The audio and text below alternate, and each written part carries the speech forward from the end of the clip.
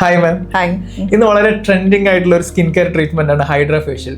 ഇത് ആർക്കൊക്കെ ഉപയോഗിക്കാം, അതുപോലെ തന്നെ ഇതിന്റെ ഒരു പ്രൊസീജിയർ എന്താണ്? ഹൈഡ്രാ ഫേഷ്യൽ എന്ന് പറയുന്ന ഒരു മൾട്ടിപ്പിൾ സ്റ്റെപ്സ് ഉള്ള ഒരു ജെന്റിൽ ഫേസ് ട്രീറ്റ്മെന്റ് ആണ്, ഒരു ഫേഷ്യൽ ട്രീറ്റ്മെന്റ് ആണ്.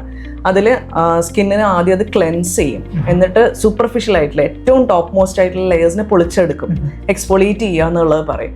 അതേപോലെ തന്നെ സ്കിന്നിലുള്ള ഇംപ്യൂരിറ്റീസ് ഒക്കെ എക്സ്ട്രാക്ട് ചെയ്തെടുക്കുകയും ഇതിൽ ഉപയോഗിക്കുന്ന സിറംസ് സ്കിന്നിലേക്ക് ഇൻഫ്യൂസ് ചെയ്യും, സ്കിന്നിലേക്ക് എത്തിക്കാനും കഴിവുള്ള ഒരു മൾട്ടി സ്റ്റെപ്പ് ആയിട്ടുള്ള ഒരു ട്രീറ്റ്മെൻറ്റ് പ്രൊസീജിയറാണ് ഹൈഡ്രാ ഫേഷ്യൽ എന്ന് പറയുന്നത്. ഇത് ആർക്കൊക്കെ ഉപയോഗിക്കാം എന്നുള്ളത്, ഡൾ ഡീഹൈഡ്രേറ്റഡ് ആയിട്ടുള്ള സ്കിന്നുള്ള ആൾക്കാർക്കാണ് ഇത് ഏറ്റവും ബെനിഫിഷ്യൽ ആയിട്ടുള്ളത്. യൂഷ്വലി നമ്മളൊരു ഫംഗ്ഷൻസിന് മുന്നേ ആയിട്ടോ ഒരു ഇൻസ്റ്റൻറ്റ് ഗ്ലോ എന്ന് പറയുന്ന ഒരു സാധനമല്ലേ, അതിന് വേണ്ടിയിട്ട് ഈ ഹൈഡ്രാ ഫേഷ്യൽ വളരെ ഇഫക്റ്റീവ് ആയിട്ടുള്ള ഒരു ട്രീറ്റ്മെൻ്റ് ആണ്.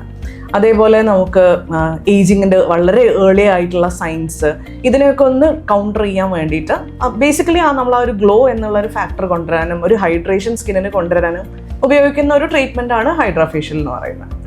ഓക്കെ മാം, അങ്ങനെയാണെങ്കിൽ ഒരു ഡെർമറ്റോളജിസ്റ്റിനെ കണ്ടിട്ട് ചെയ്യേണ്ട ഒരു പ്രൊസീജിയർ ആണോ, അല്ലെങ്കിൽ നോർമലായിട്ട് ചെയ്യാൻ പറ്റുന്ന ഒരു കാര്യമാണോ അത്? വെറുതെ ചെന്നിട്ട് നമുക്ക് ചെയ്യാൻ പറ്റുന്ന ഒരു ഇതാണ്.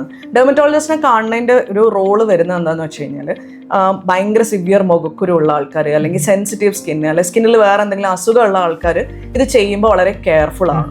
അതേപോലെ ഇതിൽ യൂസ് ചെയ്യുന്ന ഇൻഫ്യൂസ് ചെയ്യാൻ ഉപയോഗിക്കുന്ന സിറംസ് ഓരോരുത്തരുടെ സ്കിൻ ടൈപ്പിനും അവരുടെ സ്കിൻ കണ്ടീഷനും അനുസരിച്ചിട്ടാണ് തീരുമാനിക്കുക. അവിടെയാണ് ഇതിൻ്റെ അകത്ത് ഒരു ഡെർമറ്റോളജിസ്റ്റിന് ആ തീരുമാനം എടുക്കുന്നതിലാണ് ഒരു ഡെർമറ്റോളജിസ്റ്റിന് റോള് വരുന്നത്. നിങ്ങൾ ചോദിച്ച പോലെ ഫൈനലി ഒരു ബെറ്റർ കൺസൾട്ട് ചെയ്യായിരിക്കും ഏറ്റവും നല്ലതെന്നുള്ള രീതിയിലാണ്.